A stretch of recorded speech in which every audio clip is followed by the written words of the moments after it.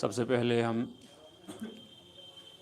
ایام عزا کی آمد پر قطب عالم امکان حضرت صاحب العصر والزمان امام عصر حضرت حجت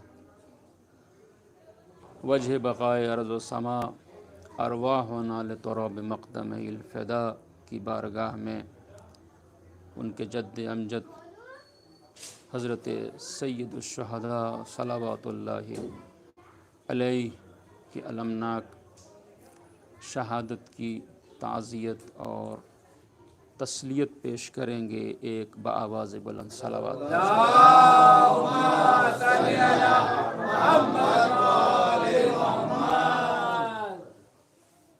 اس غم کے اس عزا کے وارث حضرت حجت ہیں، اس فرش عزا کے وارث حضرت حجت ہیں، صاحب عزا حضرت حجت ہیں۔ اور میرے عزیزو، ان مجالس کی برپائی، ان کا انعقاد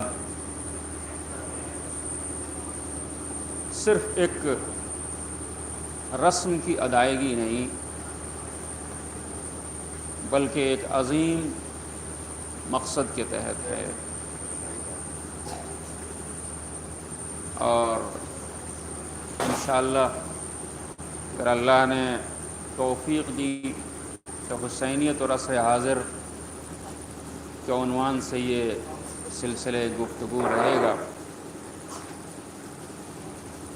جس کے ذیل میں ہم کی کوشش کریں گے کہ ایک حسینی ہونے کے اعتبار سے آج کا دور عصر حاضر ہم سے کیا چاہتا ہے،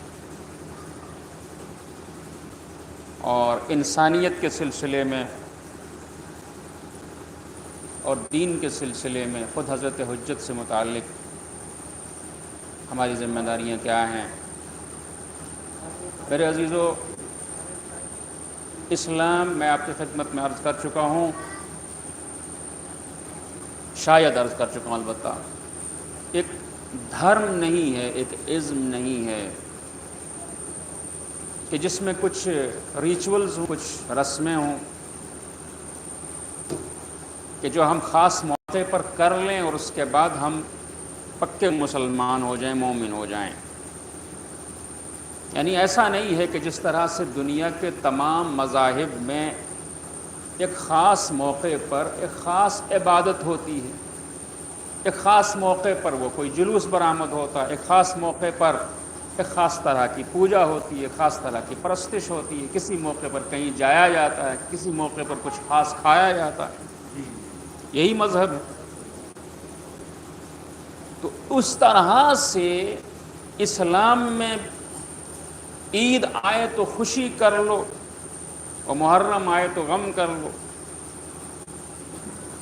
ایک عید پر قربانی ہوگی اور ایک عید پر سوئیوں کا دور چلے گا، کبھی روزہ رکھ لیں گے، کبھی کھا لیں گے، کبھی خوش ہو جائیں گے، کبھی جشن منائیں گے، کبھی غم کریں گے۔ کیا یہ بھی جیسے باقی سارے دنیا کے مذہب کرتے ہیں، اسلام بھی انہی ریچولز کا نام ہے، انہی مراسم اور مناسک کا نام ہے، یا کوئی فرق ہے؟ جس طرح وہاں پر اپنے اعتبار سے کوئی پرستش ہے، کوئی پوجا ہے، کوئی عبادت ہے، ویسے ہی اسلام میں بھی ایک خاص طریقے کی نماز ہے۔ اور کہنے والوں نے کہا کہ سب کا راستہ ایک ہی ہے، سب جاتے تو ایک ہی جگہ ہیں، اپنا اپنا طریقہ ہے، کوئی ویسے جاتا ہے، کوئی ویسے، کوئی پوجا کرتا ہے، کوئی نماز پڑھتا ہے، کوئی اور اپنے اعتبار سے پرستش کرتا ہے، کسی کی اپنی مخصوص سروس ہے۔ تو کیا عزیزو، اسلام میں بھی بس یہ رسمیں ہی ہیں جو ہم نبھاتے چلیں تو مسلمان ہیں، اور نبھانا چھوڑ دیں تو ہم اسلام سے باہر ہو جائیں گے؟ نہیں، یہ دھرم نہیں ہے، یہ ازم نہیں ہے، یہ دستور حیات ہے، زندگی ہے۔ بس سارے جو مذاہب ہیں وہ یہ تو سکھاتے ہیں کہ عبادت کیسے کرو، اپنے رب کو، معبود کو، بھگوان کو جسے مانتے ہو اسے پلیز کیسے کرو، اسے خوش کیسے کرو. صحیح؟ یا دوسرے الفاظ میں کہیں کہ باقی سارے مذاہب طریقہ بندگی سکھاتے ہیں،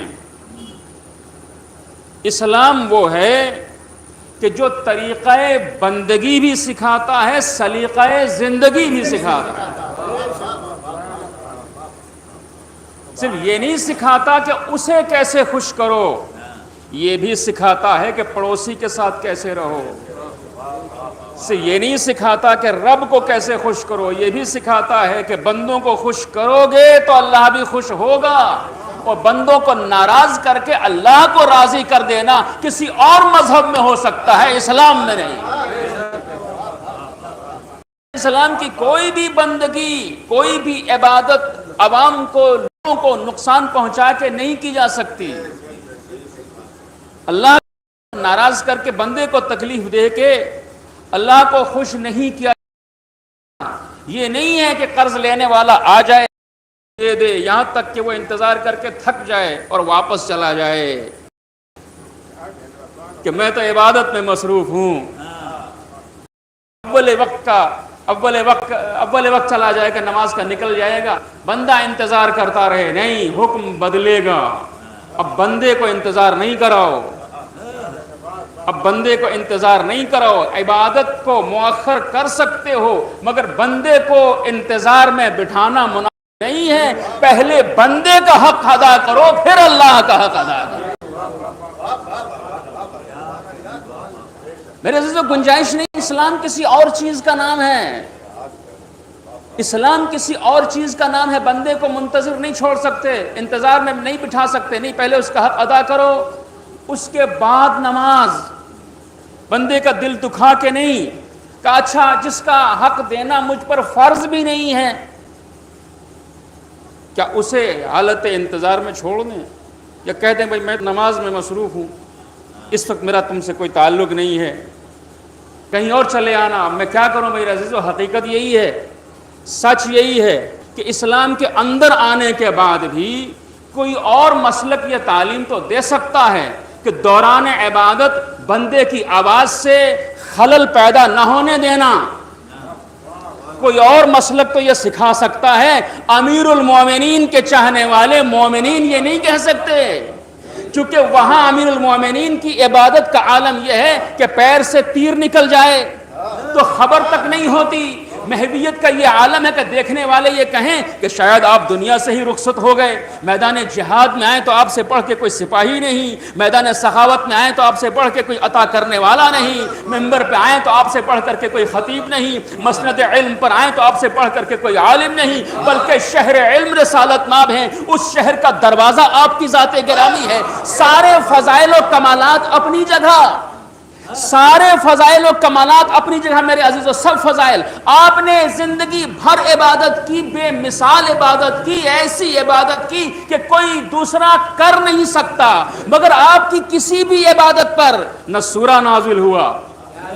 بات علی کی ہو رہی ہے، کسی عام شخص کی نہیں. کسی بھی عبادت پر قبلہ تشریف فرما ہے، نہ سورہ نازل ہوتا ہے نہ آیت نازل ہوتی ہے. اس ایک خاص عبادت میں وہ شان ہے کہ جس میں آپ نے رب کے ساتھ بندے کا بھی خیال رکھا. ایک کاش میں توجہ کر لیں، جہاں رب کے ساتھ بندے کا بھی خیال رکھا. یعنی قرآن مجید میں آیہ ولایت کسی اور موقع بھی نازل ہو سکتی تھی، عین اس وقت پہ نازل ہوئی کہ جب بندے نے سوال کیا ہے اور حالت رکوع میں انگوٹھی گئی ہے. صلوات بھیجے بر محمد والے محمد.